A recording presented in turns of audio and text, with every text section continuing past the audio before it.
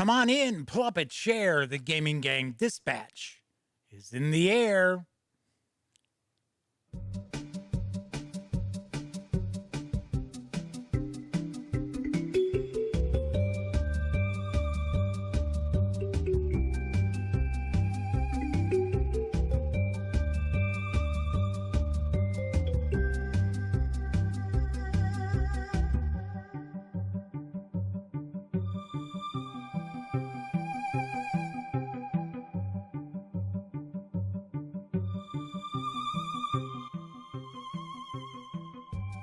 Howdy, howdy, howdy, gang. Welcome once again to the Duct Tape Studios.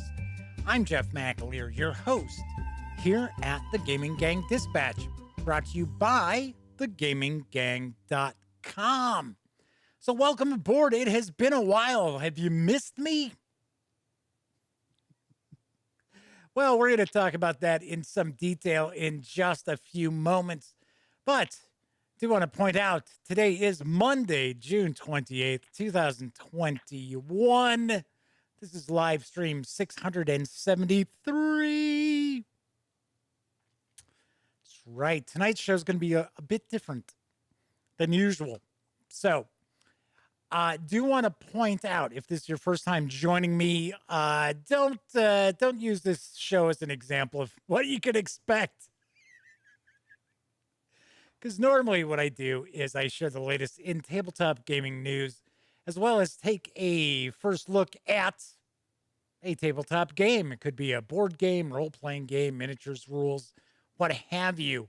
But if it's going on your tabletop, we're talking about it. We're hopefully taking a look at some of the stuff too. Tonight, that's not going to be the case. Because 3 weeks ago today, I underwent triple bypass surgery. So did want to talk about that a little bit, and also what you can expect from here on out as far as the Gaming Gang website and the Gaming Gang channel here on YouTube, as well as the Gaming Gang Dispatch, which is what you are watching right now. First off, do want to mention that if you like this video, by all means, give it a quick thumbs up. Subscribe to the Gaming Gang channel if you haven't already, and if you do subscribe, ding that bell. It'll not only let you know when the dispatch streams live, normally Monday through Thursday nights right here on YouTube. Also let you know when I upload other videos, such as my first look at 2 minutes to midnight. Yes, I have a Kickstarter preview that I put out yesterday for 2 minutes to midnight, and I like it. It's very cool. Enjoyed it quite a bit. I don't think it's for everybody. I don't think it's for every war gamer out there, but I think a lot of people are going to enjoy it. And I know some folks have said it looks like it's just simply a Twilight Struggle knockoff, and that is not the case. That is not the case. So I also want to mention that since this is a live stream, that also means that there is chat available. It's not on screen. It's one of the ways that I keep some of the more unusual commenters at bay. But I do my best to pay attention to chat. So if you want to say howdy, or maybe you've got a question, a comment, by all means, chime in, and I will do my best to respond. So far, Sarah D has chimed in. Viper Dave is here. Beat Cafe, Mr. Eddie T, Garrett Clarkson, Clint Gibson, and John Vogel are hanging out in chat. Very cool. Thanks, everybody. I know it's been a while. I did record some openings to some videos that I had already had in the can for the Gaming Gang Spring Fling is what it was going to be called. The month of June, every day was going to be a new review. Yeah, that did happen. So I did have some videos I had already shot in advance. And so I have shot new intros to them. And they are out as well. So got a few videos out there. I know one of them is my review of Mutant Crawl Classics. So if you're interested in that, by all means, check that out as well. All right. So anyway, so on tonight's show, this is going to be a shorter show because I have to point out I am still recovering from the triple bypass surgery. So I am not out of the woods yet.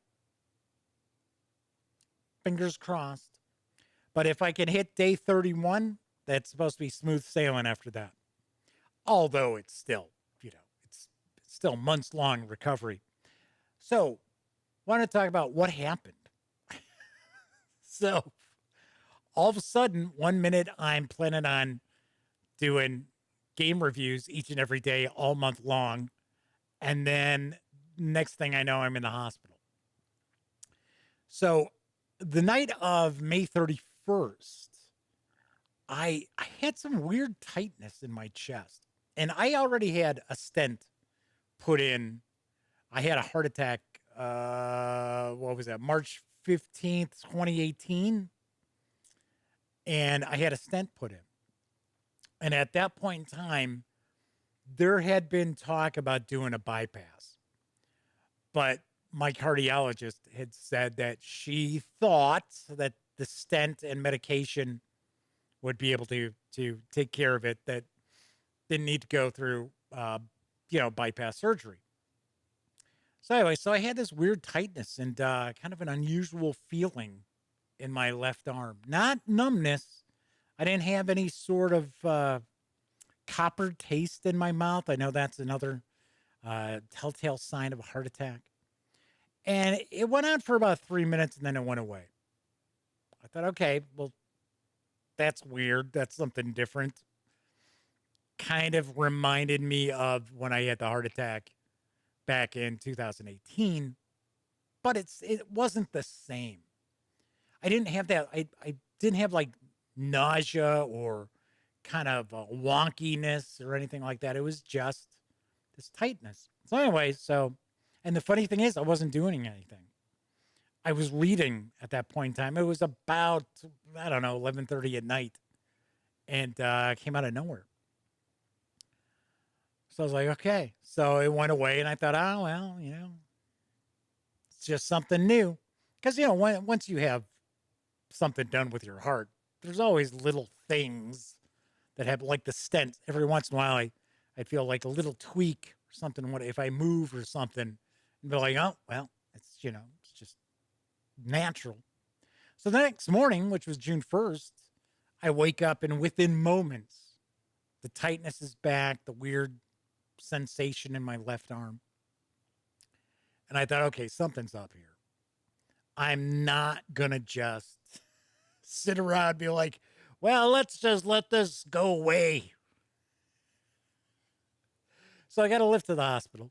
My dad drove me over to the hospital. And the funny thing is this time, I did not go drive myself because that's what happened when I had the heart attack originally is I drove myself to the local hospital, not far away. It's about 12 minutes or so. But they ended up having to take me in an ambulance over to this other hospital that's nearby. So I went to that hospital this time. I didn't go a roundabout route.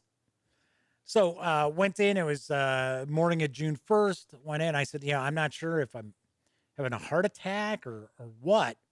So they brought me back, hooked me up, started, draw blood, all this other stuff. So it turned out I did not have a heart attack. It was, they were calling it a cardiac event. So it was not a heart attack. There's a specific like blood gas that they can measure. And if it's at a certain level, it's like 4 or higher. It means that you had a heart attack. And this blood gas was only at, I think, like 0.5. So they said, no, it was not a heart attack. So they said, okay, so we're going to do an angioplasty, which, of course, that's what I had previously when they put the stent in. So they scheduled that for the next day. And do want to point out my good pal, Scott Weagle from high school, has popped into chat. Flaming Huron's with us as well. Good to see one of our 2 chat moderators popping on in. So I undergo the angioplasty, and it was all of maybe 20 minutes. And I mean, they did nothing. So I thought, okay, something's wrong here. Garrett Clarkson says troponin levels or troponin levels. Yeah, that's what it's called. Yeah, like I said, if it's like over 4, then they're like, oh, yeah, you had a heart attack. But like I said, they were only saying it was a cardiac event. So anyway, nothing really happens with the angioplasty. And I end up, well, thankfully, they went through my wrist. They did not go through my groin like they did when they did the stent, because that was not pleasant.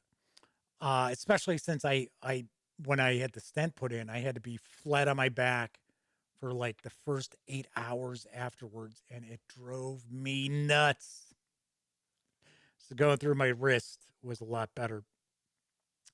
So, and my arm is actually finally starting to clear up, but it looked awful before, this whole area here, because this is where they had the IVs and they drew blood and all this other stuff. Looked terrible.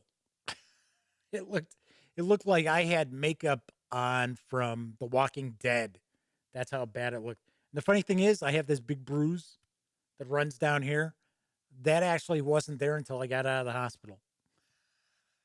So, and it's finally going away. It was really bad looking. It looked really nasty. And it was sort of like, but nothing was stuck there. I guess it's gravity. So anyway, so later on that day, on the 2nd, I was informed that I was going to need a bypass. And they were not sure if it was going to be double, triple, quadruple. They weren't positive. They had a feeling it was probably going to be a triple bypass, but as they had pointed out, the surgeon came in, talked to me about it, said, they're not going to know until they actually get in there. So I was like, okay. So problem was that one of the medications I take is the generic equivalent of Plavix. So it's a blood thinner. And problem is they had to get that out of my system before I could undergo surgery. So I was stuck sitting around in the hospital till the 6th. I was like, oh my God, you got to be kidding me. So I just sat around. I mean, and I felt fine. They put me on a different blood thinner, one that actually, once they would take me off of it, would be out of my system within about, I think, 4 to 6 hours. But because here I was taking the medication that had been prescribed to me for the past 3 years, I had to sit in the hospital, wait till the 6th.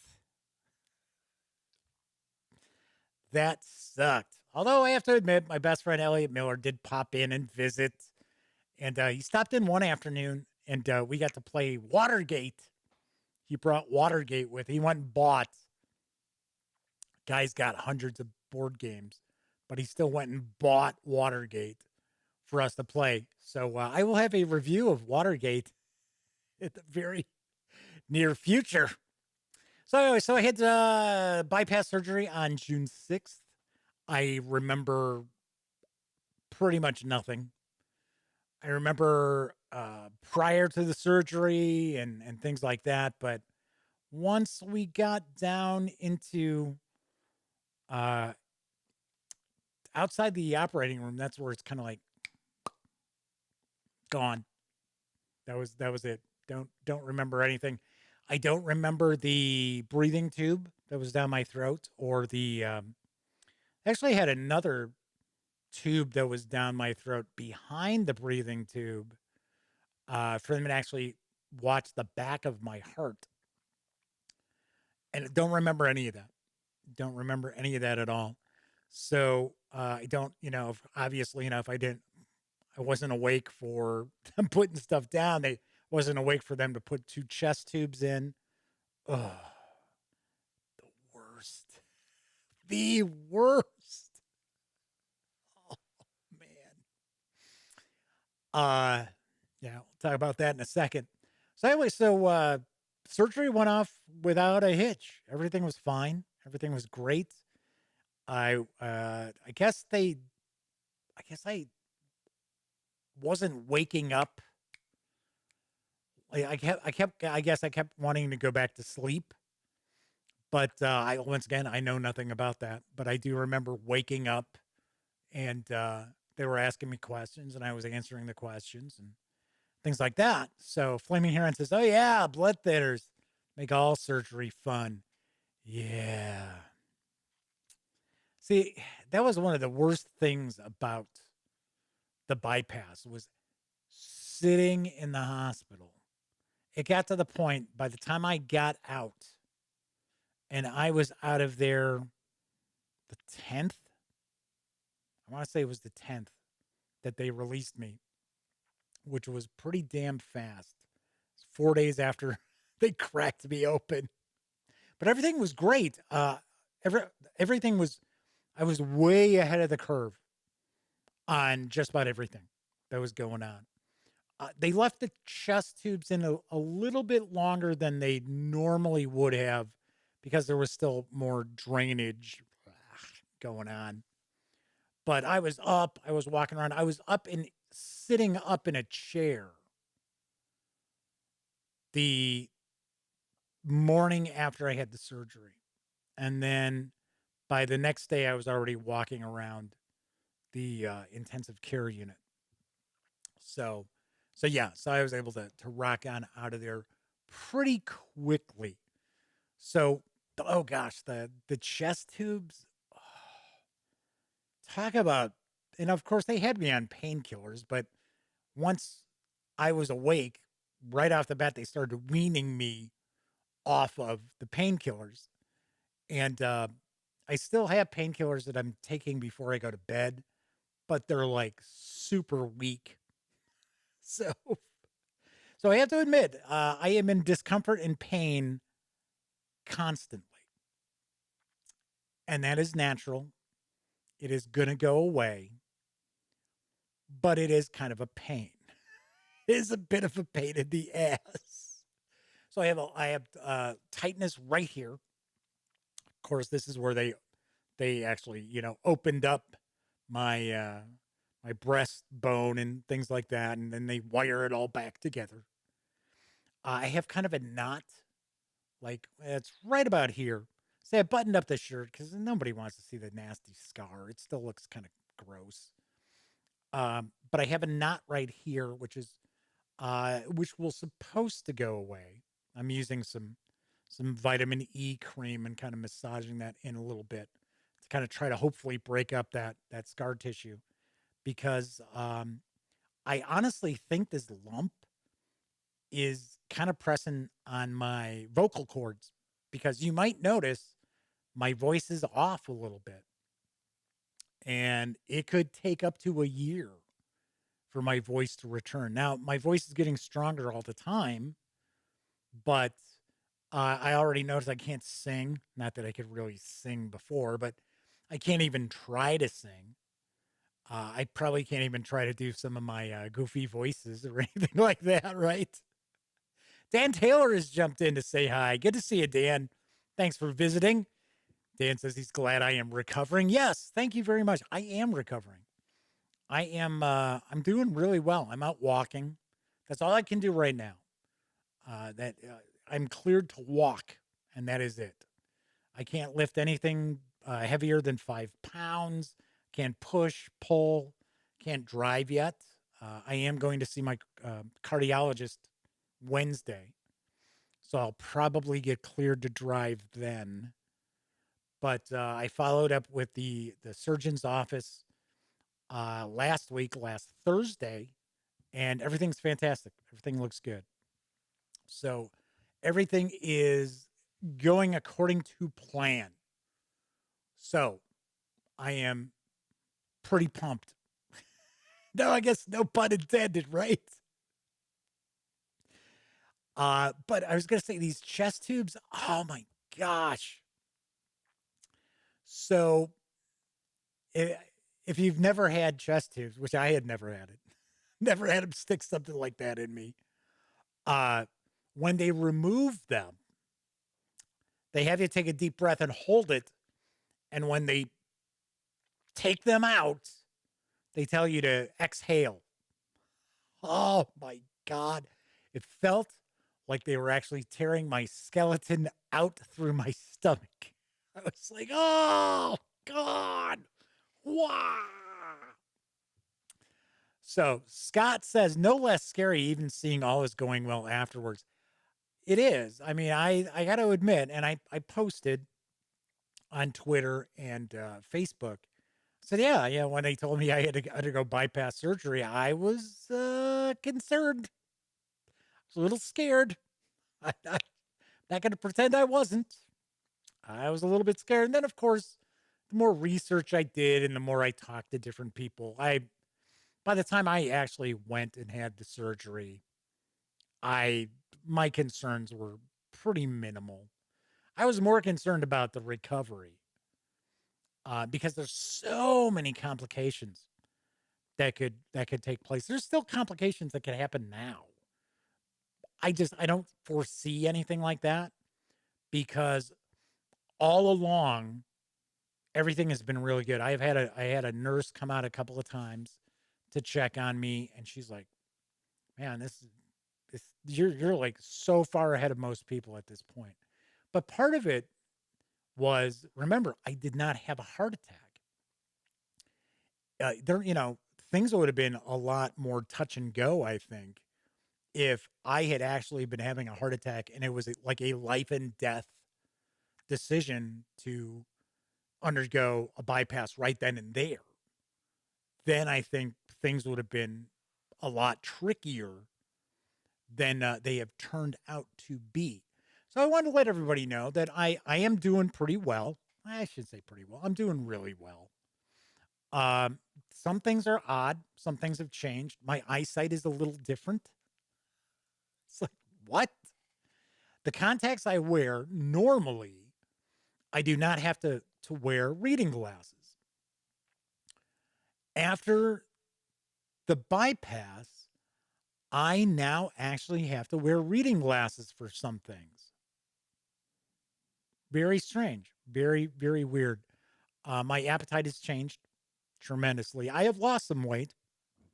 Excuse me. I have lost about 13, 14 pounds. So you could probably tell a little bit in my face.